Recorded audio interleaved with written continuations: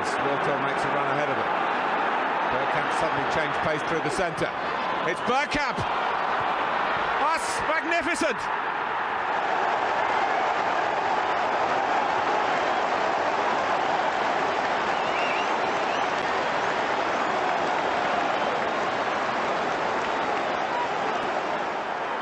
The move, and then this, which left Dabby's ass totally stranded. Hello, dear viewer and listener, and those of you eating your dinner, jogging in the park, and having a poo in the bushes. Sometimes you've got to. When nature comes, you've got to embrace it. And welcome to ABW Preview with me and John. How doing, John? I'm good. I've just seen some news that will be instantly out of date if anyone's listening to this in the future. Mbappe is staying at PSG. He's decided to not go to Real Madrid.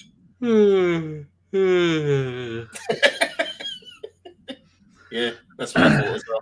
There's only one person who's going to be excited by that, and there he is, the beautiful bastard. Mm-hmm. That's enough of him. Get back to this one. I think that looks really good on a black background. I even had to go and get the logo in the top right-hand corner, people, and then because the black I was using in MS Paint wasn't the same, I had to go and get the black from. I had to screen grab this and get the black from this, but it still doesn't look like it's lining up. God damn it! Right, let's go and say hello to some of the people who've been. Oh, pardon me. We are not sponsored by these, but the new monsters, Zero Sugar. They got about 6 of them. No, 8 of them. Oh, mama. And I've managed to find on discount. I'll go and buy food from discount places that's out of date, like drinks and things. I found the purple ones. Oh, hello. 12 for a 10. I don't mind if I do. And a 20% discount code. If anybody shops there, let me know and I'll give you the code. I forgot where I was already, John. We're not even fucking 2 minutes in. You were going to say hello to the people in the chat. That's what I was going to do. Hello to the people in the chat. Oh, we're late because we were talking about Pokemon cards and what's your ones? Magic the Gathering. Magic the Gathering. And one this Sunday for the Sunday roast, Mike is laying in a gutter somewhere in North London, shit-faced. And so Sophie's going to come on from the Hybrid Squad and we're going to have a chit-chat about her showbiz life and all the people she's met. Because she knew everybody. And then I'm going to get John on for one of the other ones when Mike is dead or deported. And we're going to talk Pokemon cards. We're going to talk Magic the Gathering cards. And we're going to bore the arse off of everybody. And we don't care. But you might like it. Right, Michael in Sweden is there. And as usual, Michael is double dipping. He's on Twitch and he's on the YouTubings, which is a beautiful thing to see. Thank you very much, Michael. Then who else is a VJ? Morning. VJ is in. I'm not going to have a guess where you are, VJ. You've told me before. I think it might have been India because it's morning. I'm sure that's somewhere in Southeast Asia or possibly. I don't know. I don't listen. I don't even know where John is. Rocky says, hello all. Michael's more things there. Ray Anderson now. I know where Ray is. Ray is in Jamaica. Ray, if you could let us know what the weather is like. Have you seen the weather in Spain, John? 45 degrees. Yeah, it's way too hot for someone like me. Even I would go, I might take this jumper off in that kind of weather. 45, that's 90, that's 120 degrees in the shade. Add another 20 onto that in direct sunlight. People will be leaving their roast chickens on the driveway to cook them for dinner. Oh, electricity crisis. We don't need electricity anymore. The Earth's warming up. Right, we've got Mark Backridan. Mark, did you go and meet Mike at the Gooners versus Cancer thing at the Tollington last night? Let us know about it and I'll read out what you say. And are you going tonight to the Arsenal Vision podcast and Arscast? Have you seen the place they're doing that, John? Yes, I can't remember the name of where it's being held, but if you did want to go, if you're in London, I don't know if there's tickets left for it or not. But yes, it's Arsenal Vision, Arscast. I assume it's Andrew, James, Clive, all the sort of people. Yeah, I can't remember the name of the venue, but it does look very, very nice. 800 tickets, all sold out. I saw someone on Twitter earlier who had one, a spare one, but you're good luck. Mike's going to go. Union Chapel, that's it, yeah. Oh, Ray Anderson says, I don't know how you and the others still podcast. I'm still hurting from the way we lost the North London derby. And worse, after Newcastle lost, I haven't been on YouTube that regular since. Oh, pardon me. Mr. Bob Lex, he's on the Twitch. Hello, Mr. Bob Lex. Lovely to see you. That's Bobby Checky Booty on Twitter. Afternoon, everybody. Mark says Sophie met me. There's that at the... you were in the audience for the Highbury squad and with Tom and Harry and Dan and Lee. Yes. Mr. Boblex says, wait, is that the lesser spotted John on the podcast? John's got pod fever at the moment, people. It's second only to monkeypox at the moment. So I've timed it perfectly, so it's right at the end of the season. So you get me for like 2 or 3, and then I just disappear for the summer again. That's it. He'll have had enough. Oh, VJ's in Los Angeles. That's why it's morning. Bloody hell. LA, not too shonky. John Cronin is there. Afternoon, lads. Mark says 8 hours behind. Obviously, that's the West Coast. Natasha is there. She's in Trinidad, and the devil is sat on us at the moment, hot as hell. Oh, the devil's bottom. Very hot. Yes, Union Square. Ray says it's 29 degrees and sunny, but the Sahara Desert dust is affecting us, so it looks really hazy. Well, out the front of mine, I've got 3 thermometers in various places around my house. Outside the front, it's 28 degrees. At the back, it's 29. Dodgy. Arsenio Wonga. I think I saw you in the chat of Sophie's show the other night, didn't I, Arsenio? You asked how I was. Flippity, dippity poo. Obviously, yes. I'll be at the 12 pins before the game and the Gunners after, says Mr. Boblex. Very nice. Hello, Adam. I hear that I undescribed from a bunch of rival fans on YouTube and unfollowed them all on Twitter to avoid the banter. What's that in reference to, John? Because I forgot what I've said. I think just the sort of general misery and moaning around Arsenal at the moment because of the last 2 results, I'm guessing. This is why I basically only follow a few positive people about football, a couple of other fans from other clubs, and lots of porn stars, because you just can't go wrong then. It's always happy things on your timeline. And obviously, ladies. Yeah, funny cat videos as well, because I can never get enough of those because I'm a child. Bodega cats, if Chris is constantly tweeting those. Mr. Boblet says he might pop in the Tolly as well to meet Mike. Mark's, no, that's not for me, and that's not for me. Right, let's get on with the show, John. It's 7 minutes, 40 seconds, and we're still flapping around. I haven't even tweeted from my own pissing account yet. Lorny Max, as my mother would say. Right, there you go. There's a tweet. We're live. 5 minutes late. 7 minutes late. Nearly 8. Right, let's have a look at the previous the history of Arsenal v Everton. We have won 108 all competitions. We've drawn 46 and we've lost 64. Now, when you look at that, you think, we must smash them all the time. Were you aware that we've lost the last 3 and we've only won 1 of the last 6 against them? And Everton have probably in one of their worst periods in their history. It's all Premier League, actually. We lost 2-1, 1-0, 2-1, beat them 3-2, drew 0-0, lost 1-0, and then we beat them 8 times in the next 9. So that's terrible. It's weird. Yeah, it's weird how you remember things, because I always took games against Everton as our home games we would generally win, and then the away game would be tough, and maybe we'd get the result or a draw.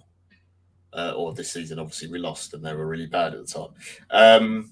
But yeah, I don't know. That's just the way my brain remembers it. But maybe I just block out the games we lost to them. I'm really not sure what to expect from the game, to be honest, on Sunday. It's very odd.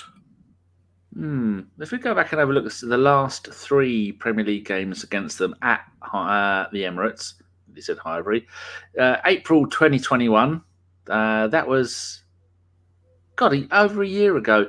We lost 1-0, Bert Leno own goal. I remember, as usual, nothing about it. We had Leno in goal, obviously. Holding and Mari at centre-back. Chambers and maybe Saka as full-backs. No, it's probably Holding, Marie and Chambers as centre-backs. Ceballos, Xhaka and Partey in the middle. And Pepe and Nketiah up front-ish. And Nketiah start. That's a bit weird, isn't it, that far back? Oh, Jesus. Yeah. We must have been really short of players.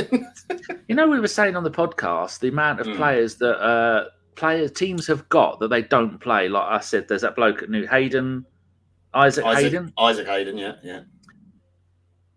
What's that noise? Oh, someone outside. I thought my PC was exploding. And then I found Everton have got Gylfi Sigurdsson. I thought, why has he not played a single game all season? And then I Googled it. Yeah, I see why he's not. He's the one that hasn't played. Mm-hmm. Costed them an absolute fortune. But well, I don't know if it's going to cost them money or if they have to pay him because of what's going on. But yeah, I didn't come to any kind of conclusion with it. And James Rodriguez, breach of contract, maybe. Who knows? Remember when James Rodriguez, it was going around Twitter, he was having a sex change. Oh, God, yeah. Yeah. The rumours around footballers are incredible. But, yeah, I do remember there was genuinely people going, he's not going to play, and Everton can't force him out of his contract because it's a human rights issue, and he's having a sex change. And I was like, what on earth is people talking about? Yeah. Have you seen that thing that the Everton fans do when you come to Everton? They find you at a hotel room and set fireworks off all night long. Oh, yeah. Arseholes. And then the game before that was the 23rd of February 2020. I think that might have been. No, that was in the... actually, there was an attendance there of 60,000. I'm trying to think. How would we be playing games in 2020 in February?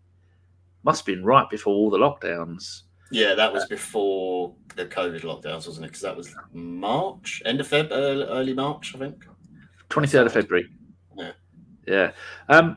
Unbelievably, Eddie started this game as well. It's bullshit. Wow. Someone's made this up. Beat them 3-2. Dominic Calvert-Lewin scored first. Nketiah 27. Aubameyang 33. Richarlison 45. Emmerich. I'm reading. It's Aubameyang 46. And then we had Ozil played. Ceballos played. Kolasinac played. Mustafi. This team full of Bundesliga bastards, basically. I don't remember that game at all. And I got one more in previous history. The before times. 23rd of September 2018, beat them 2-0. Unai Emery and Marco Silva were the managers. We scored with Lacazette 56, Aubameyang 59, and some of the wonderful names we had in midfield. Torreira, Ramsey, Ozil and Xhaka started. Monreal and Bellerin, our Spanish fullbacks, Petr Cech in goal. And they had Walcott playing for them and Kurt Zuma. I forgot he was there. And then one final one. That doesn't seem that long ago at all. And that team's totally different, isn't it? It's completely different. It certainly is. And one of my favourite ones, 11th of May 2005, 38,073 at Highbury. Beat them 7-0. Van Persie 8, Perez 12, Vieira 37, Perez 50, Edu penalty 70, Bergkamp 77, Matt Flamini 85, and they had a certain young Spaniard in midfield for Everton called Mikel Arteta. Yes, and Richard Wright in goal. We had Mad Jens Lehmann in goal, Van Persie, Bergkamp, Vieira, Senderos and Sol Campbell at the back for us. I'm not going to talk about that anymore. So that's a little bit of history about our previous meetings with the club. Are you worried about Richarlison? Did you see that goal he scored against Palace? Oh, my God. I mean, I'm worried in the sense that I don't know who we've got fit and available because there was... who was missing from training? Smith Rowe, Gabriel, White, and someone else, I think, was missing from the training videos or pictures, apparently. So I've got no idea who's going to be available in terms of defence. I guess Holding is back from his suspension, which is one bonus. I doubt Tomiyasu is going to be available.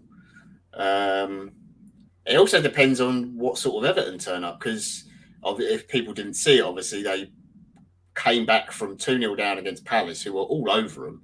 And fought really, really hard to get back in the game, and obviously won it. And the crowd went mental, and it's bad that the fans got onto the pitch in terms of safety. But I understand why they were so excited about it. It's like that's it; they're guaranteed safe. So they go into Sunday game with nothing to play for. Doesn't matter now. Are they going to be drained from sort of the excitedness and over all the adrenaline from doing it and achieving it?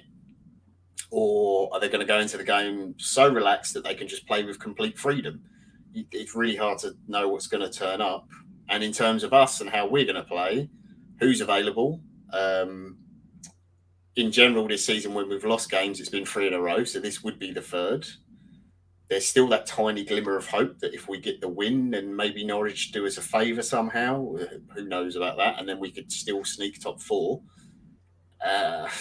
So I'm just hoping for a response from the players. Just play well. Just put the effort in. Fingers crossed we can get the win. I'll be honest, I'm going to try and ignore the Norwich Spurs game as much as possible. I'm sure it'll be flashing up on the screen the whole way through, their scores and all the other games. And I'm kind of hoping that Everton just take their foot off the gas and just be like, oh, it's okay. We haven't got to worry about things now. We can kind of relax, and they just slip back into the way they've been playing. I think I'm more concerned about Dominic Calvert-Lewin than Richarlison, though, because in that Palace game, despite Palace being much better for the majority of it, he won pretty much every 50-50 ball, header, knockdown. Wasn't always a perfect pass or holding it up for someone, but he was winning absolutely everything. And yeah, I'm guessing Holding comes back in. Hello, cat. Is that Dora? Oh, it's Betty. She suddenly started at the age of 11 3/4. Started meowing and talking. Don't interrupt, silly cow. Shush. Go on. Yeah.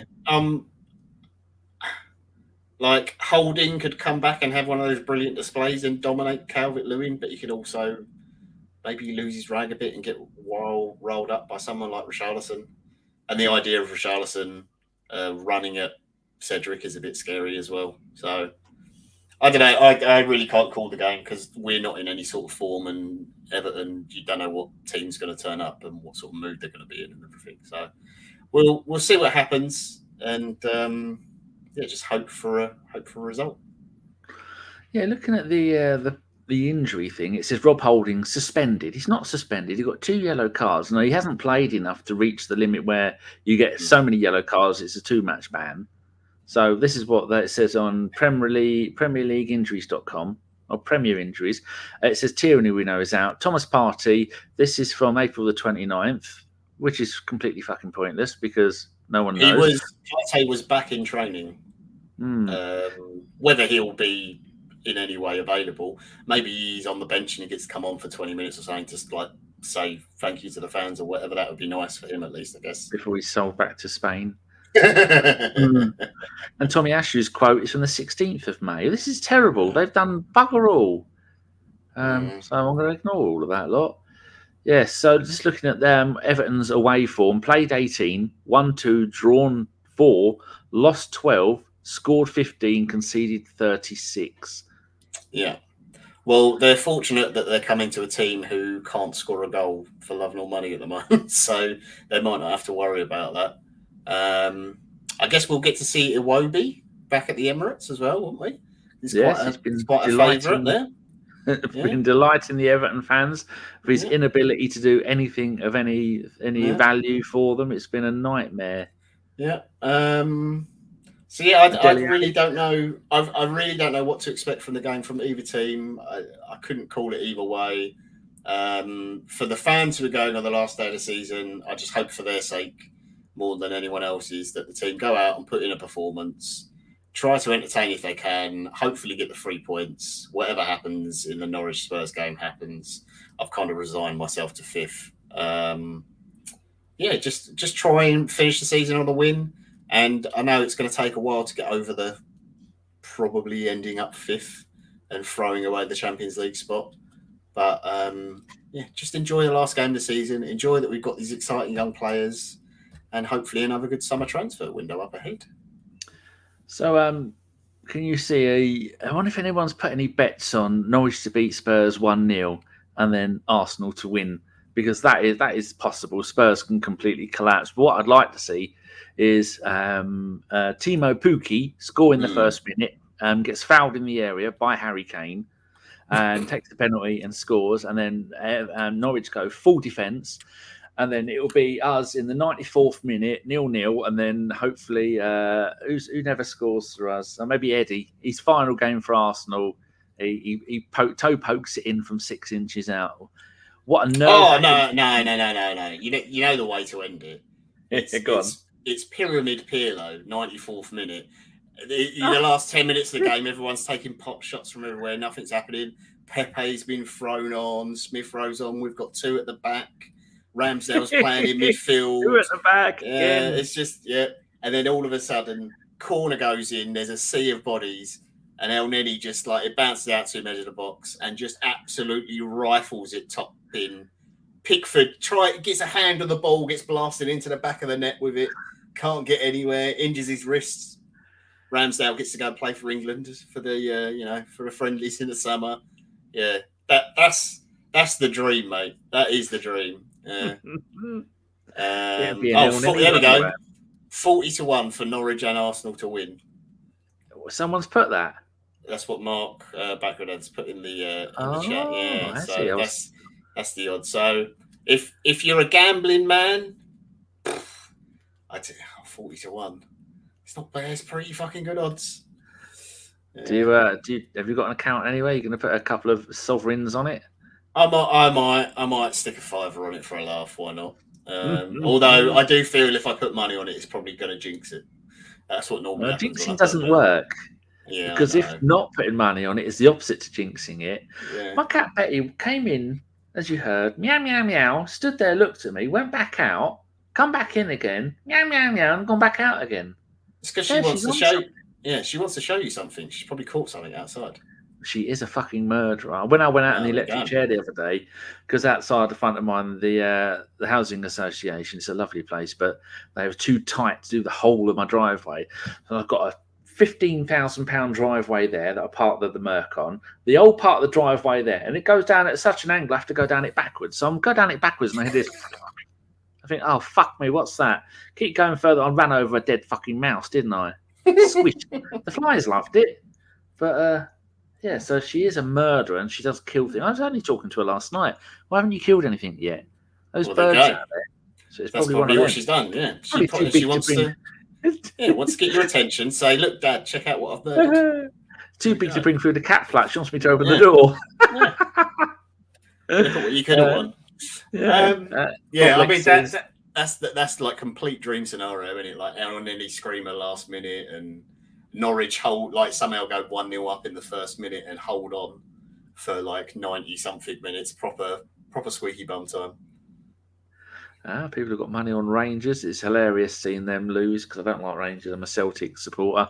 But if anyone in that team you knew was going to miss the penalty, it'd be Aaron Ramsey. But they're in another final today. Yeah, it proves you right though, Danny. You said once a player leaves Arsenal, all goes wrong, doesn't it? They have.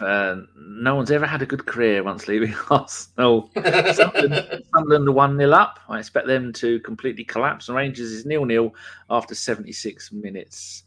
So what else do you think we need to look out for in the game, tactics-wise? Everton aren't really much, are they? No, they're not a lot. It'll be how high up can we push whoever's playing fullback, because they've been playing with a back three and then the wide men. I think it's Iwobi and do you remember who plays the other side now? I can't remember who's playing the other side. Is it Coleman? Yeah. Coleman's right back. Or is he playing as a centre back at the moment in a three? Maybe. I can't remember exactly how they set, but they are generally setting up with three at the back and playing like with sort of wing backs as such. And it's trying to, you've got to make sure if we don't beat Dominic Calvert-Lewin to the ball, you've got to be there for the second ball, because otherwise Richarlison is going to pick it up. And yeah, that guy is a better player than Everton for sure. Might be a bit of a dickhead, but he's definitely a better player than Everton. So you've really got to win those second balls.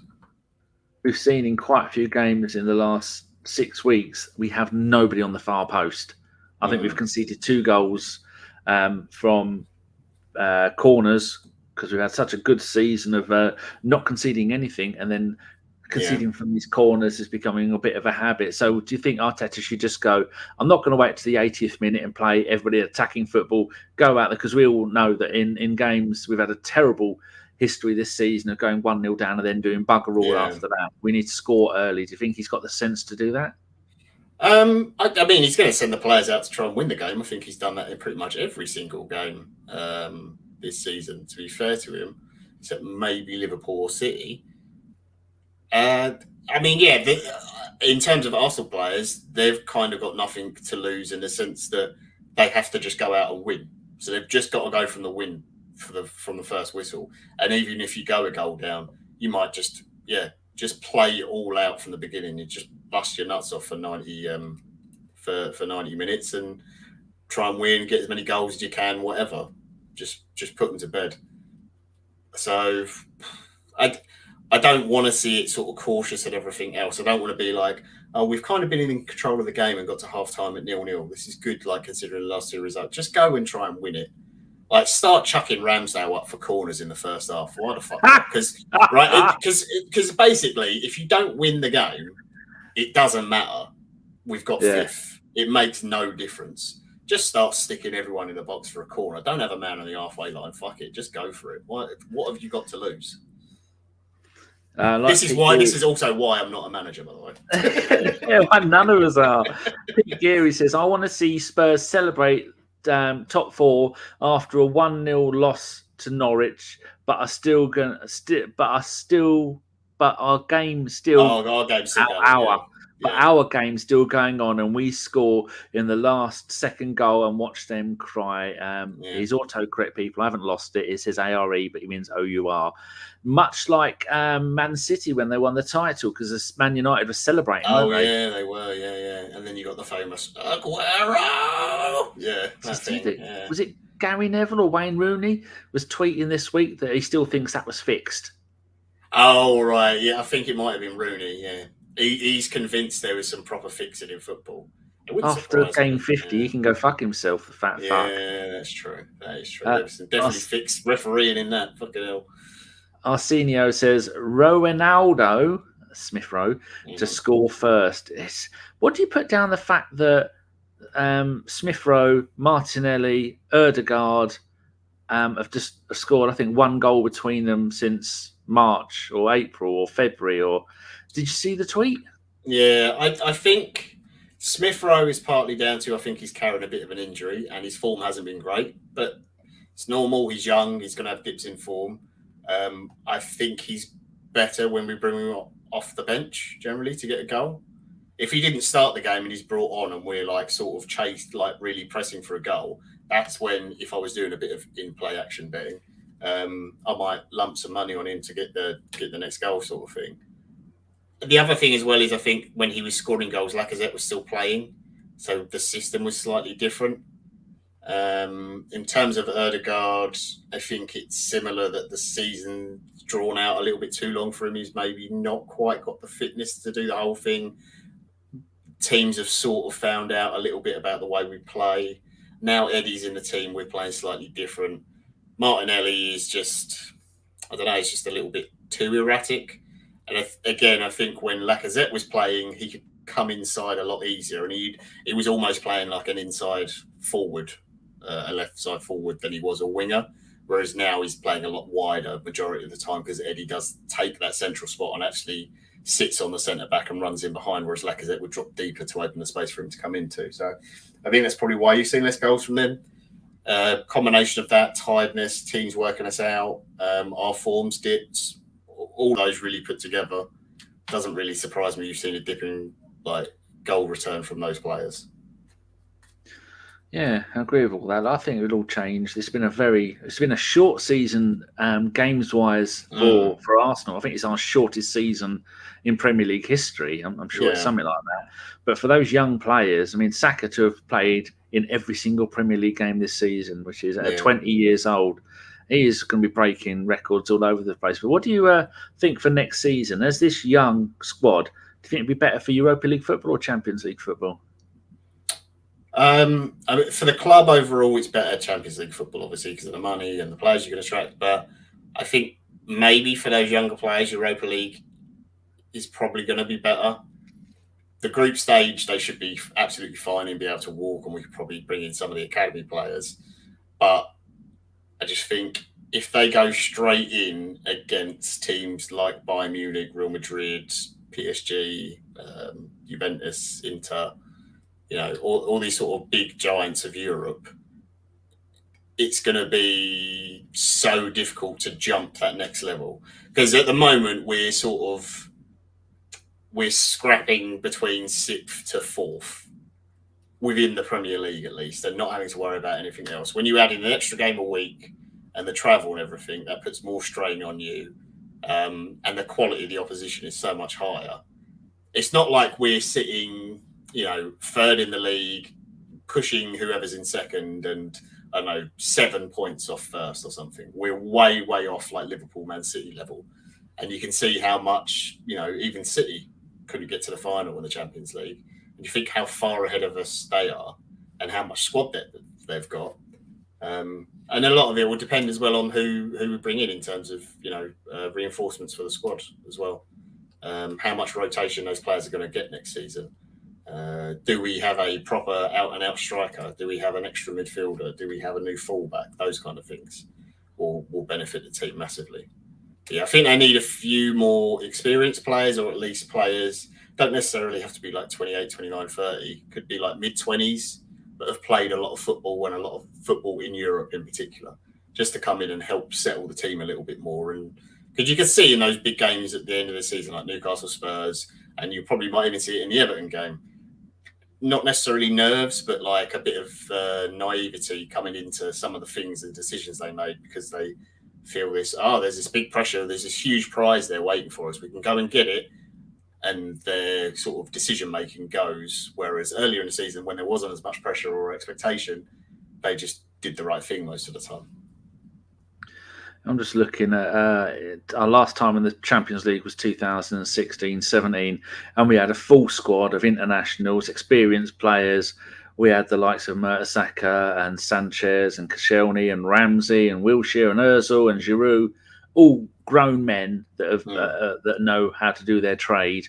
And some of the results we got that in the Champions League that season, it was where is it? It's 1-1 at PSG, 2-0 we beat Basel, 6-0 Ludogorets, the one good game that Ozil ever had. And then beat Ludogorets 3-2 at their place, 2-2 with PSG, and 4-1 at Basel. And you're thinking after that, I remember we did shows then, because we'd done this 9 seasons. But we smashed in the group. We scored 18 goals in 6 games, didn't lose a game, through to the next stage, smashed by Bayern Munich 5-1 home and 5-1 away. Yeah. And that's with a team full of experienced, grown internationals. That's the kind of thing I'm worried about. Yeah, I almost... As much as I want Champions League, there is a part of me that thinks, all right, if we got lucky Sunday and Norwich could do us the favour and everything, we get lucky then get Champions League. It's like, okay, you get your group. Say we get through the group, first or second, it doesn't really matter as much anymore about that. But then you get an unlucky draw and you get a Bayern Munich or PSG or someone. They're probably going to absolutely hammer and embarrass us. And for some players... at that age, that's a really difficult thing to come back from. It takes a long time. And we've seen this season alone how much a defeat has affected us and how it takes us a couple of games to get going again. Whereas Europa League games, you would expect to be, even when you get to the latter stages, you'd expect us to be way more competitive, much more in it, very close. Maybe a referee decision is something that costs you a game, or one little moment, not like getting spanked 5-0 or something like that. So, yeah. Yeah, so there is but are you worried that if we don't get into the Champions League now, then having to rely on winning the Europa League next season to get back in it is going to be maybe our only chance for years? Because I know we were talking about this on the podcast, but Liverpool, Man City are given for the Champions League for the next God knows how long. Chelsea, depending on whether they get kicked out or not, because you were talking about that, weren't you? Yeah. But it depends what happens with the sale, when the sale does eventually happen, what new owners are going to get and how they're going to run the club and all those sorts of things. Do players have to be sold? So they're sort of the big unknown. Man United will probably get back into it. Depending on how long Conte stays at Spurs, you'd imagine they'll be competing for it. So yeah, it's not going to be easy in the league, but I don't think it ever is easy to get in the top 4, regardless of what year you look at it. There's probably only a few examples of when it's been, relatively easy to get in the top 4, but most of the years it's very difficult to get one of those Champions League spots. So winning the Europa League might be a better way into it. And also it's another trophy. It's a chance to, in the group stages at least, maybe give some of the academy kids a bit more of a run, like Amari Hutchinson, Miguel Aziz, those kind of guys, see where they are at with their career, whether they need to go out on loan somewhere and play more permanently. And it gives this young team something to build on. Like if they went next season and won the Europa League, I don't think it's as bad a trophy as maybe people think or used to look at it. I think it's actually become a bit more competitive and there's better teams in it generally most years now. That's something really good to build off. You win that first trophy and you're like, right, okay, this is what it takes to win a cup competition in the cup run. And then you use that experience and you build on it each year, going. I know the progress that we're making at the moment isn't quick enough for some people, but I just think you have to go steady like that. I don't think you can expect huge jumps. Like going from 8th to 4th in the Premier League is a massive jump. And the fact that we might only miss out by 3 points, that's still huge improvement. Agreed. They're talking in the chat about the youngest Arsenal team being 2011. Jack Wilshere 19, Frimpong 19, Ramsey 20, Gibbs 21, Traore 21, Chesney 21, Vela and Walcott 22, Nasri, Denilson, Son, Manone, Bentner 23, Fabregas, Giroud, Johan Giroud, all 24, Diaby, Vermaelen, Koscielny, Clichy 25. But then you look at the number of games played that season, the most was Arshavin. Jack Wilshere played 49 games that season. Yeah. Arshavin played 52, Nasri 46, Clichy 44, Shamak 44. So I don't know how you're going to go and work that out, but that was a very young team back then. And Van Persie, 22 goals in 33 games. Fucking hell. But what I would say is that team had an exceptional striker. They had one of the best midfielders the club's ever had in Fabregas. They had one of our best centre-backs ever that we've ever had in Koscielny.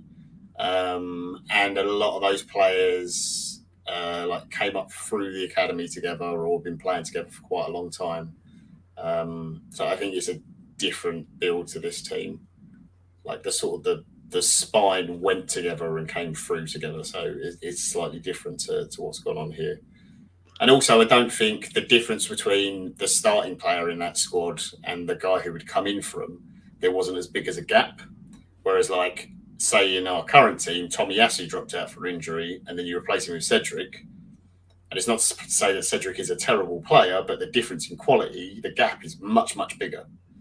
And that affects the whole team overall. It's a different style of play as well. Like the way we play now is like reliant on every single person doing their job. That team, you could have, Fabregas just do something on his own, or Nasri or Arshavin. We don't really play like that anymore. Arsenio says, I'm not looking forward to the poor man's Champions League, flying into the middle of nowhere to see us play Narnia FC with Harrius Potterus scoring a worldie. Hey, look, it expands your horizons. You get to go to new places. It must be boring to go to Munich and Madrid over and over and over again. It's like, just go and see the same places. That's not exciting, is it?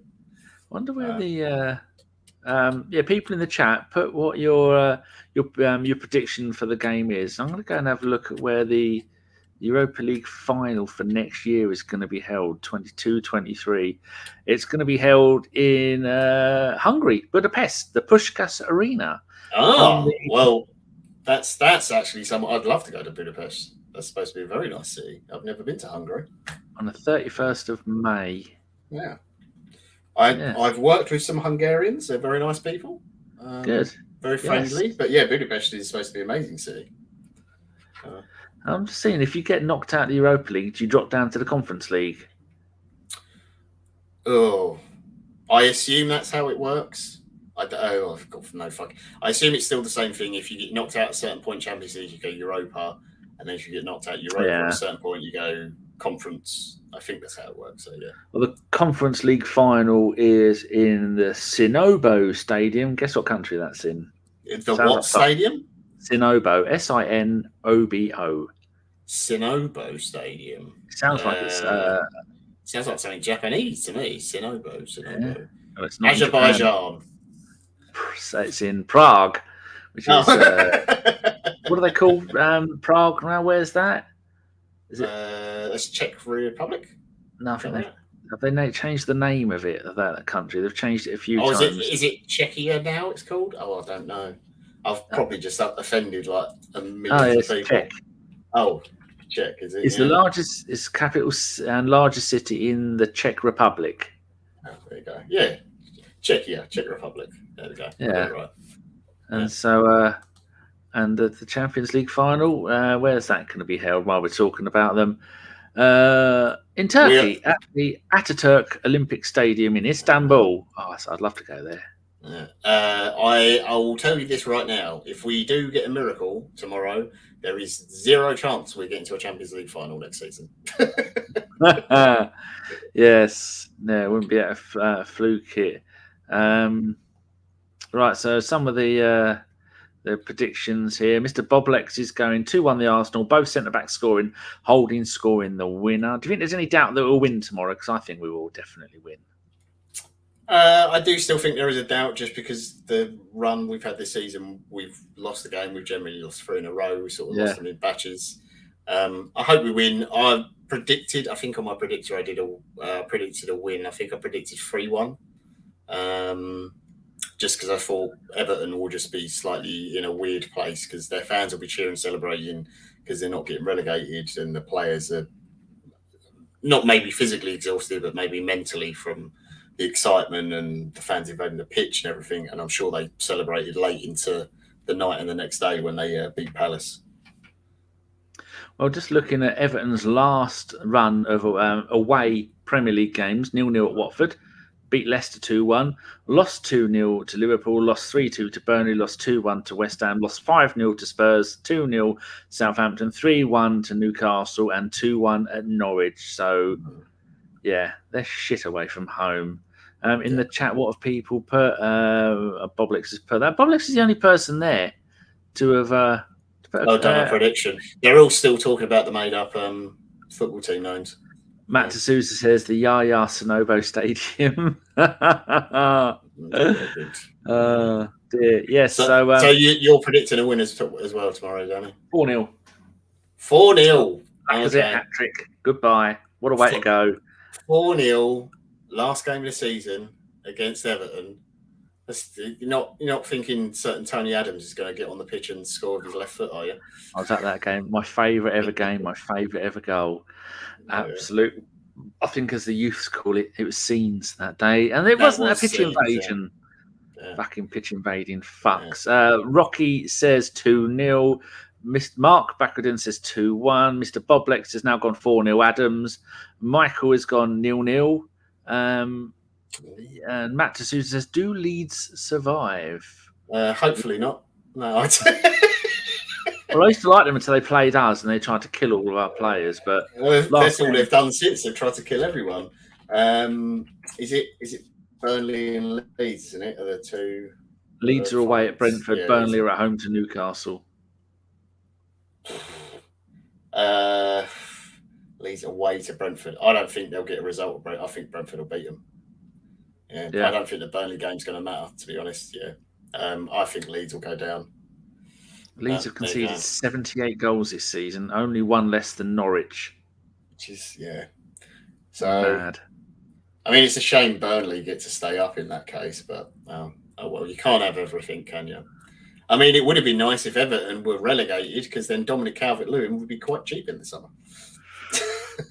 And all these previous seasons, he's not really been injured that much. He's had one dodgy season. Arsenio Wonga, a sneaky 1-0.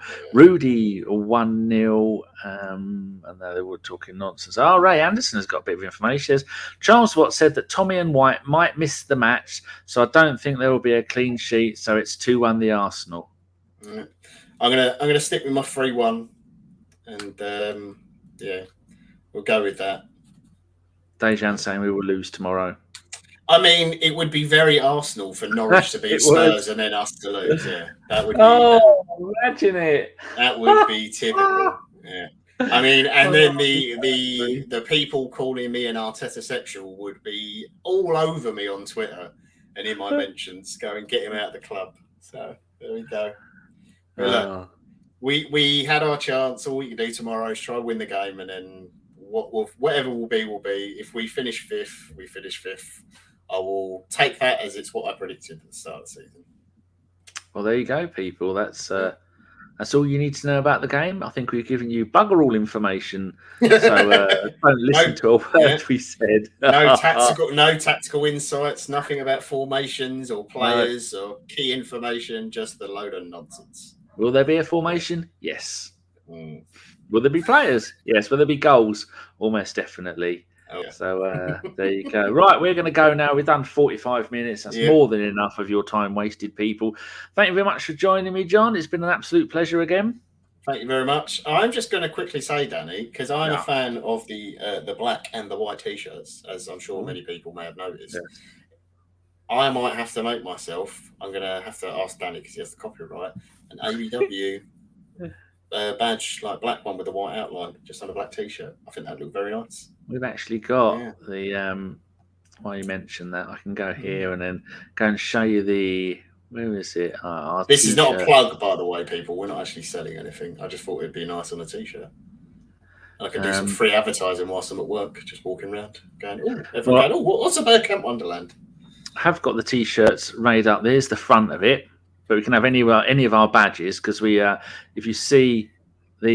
Yes, we can have any colour, right? I see. The top right-hand corner of the screen, we've got the black one. Yeah. We've got the gold, we've got the white, which look quite good, but no. And then you've got the normal one, and then you've got that different colour one there, and then we've got the back of the shirt, which will be an optional extra. That.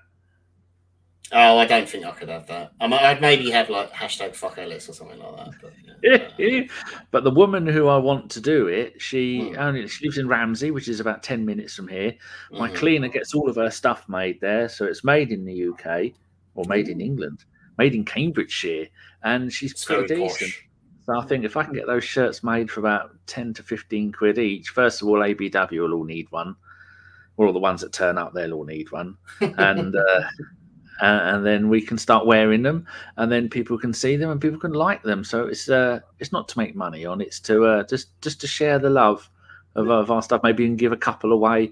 But I did a spreadsheet on my finances for ABW, and in 9 years I'm £1,000 down. So do you hear that? You hear that, ladies and gents? £1,000 in 9 years. I know. Oh, we've had a few thousand come in, but spent a lot of money. Most of that 1,000 goes on this PC. I think that cost me 1,300 quid of a monitor. So, that doesn't count. You can't claim PC expenses as part of the podcast cost. You were going to get one anyway. I wasn't. You're such a liar. Definitely wasn't. So, but if I wouldn't have done the podcast, I wouldn't have needed a new PC. So over the years, I've had two PCs. The last one died. I used to have to get my mum, when she'd come over, I'd say, go turn the PC on. It would take a quarter of an hour for the PC to warm up and turn on. So that wasn't very good. So I needed a new one. So I've got SSDs. Good thing you're always early then, Danny, isn't it? You're always on time. It certainly is. Oh, Stan is there because it is 8:58 a.m. where Stan is. Stan's now in the WhatsApp group, people. He's sitting there in the WhatsApp group, judging everybody mercilessly. Right. So 5 minutes after we say we're going to go. John, any wise words for our beautiful listeners? #MePoo. I've seen a new one from watching the court case this week. #AmberTurd. This is quite a good one. Yeah. So. Let's. But obviously, don't make judgments on people until the court case is over.